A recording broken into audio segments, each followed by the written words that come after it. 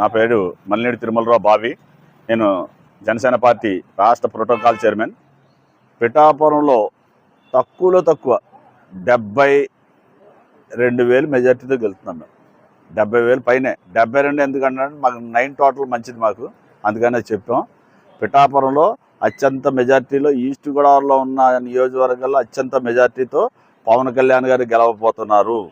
పవన్ కళ్యాణ్ గారు పిఠాపురంలోనే సొంత ఇల్లు కట్టుతున్నారు. ఆ గోపురేషన్కి మనం అందరూ వెళ్తాం. పవన్ కళ్యాణ్ గారు అక్కడే ఉంటారు. పిఠాపురం మరో హైదరాబాద్ కింద తయారు చేస్తారు పవన్ కళ్యాణ్ గారు.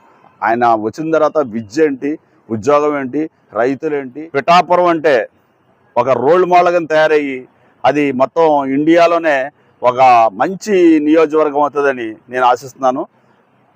పవన్ కళ్యాణ్ గారికి విశేషం, ఆయన అత్యంత మెజార్టీకి వెళ్తున్నారు. జై జనసేన, జై బీజేపీ, జై టీడీపీ.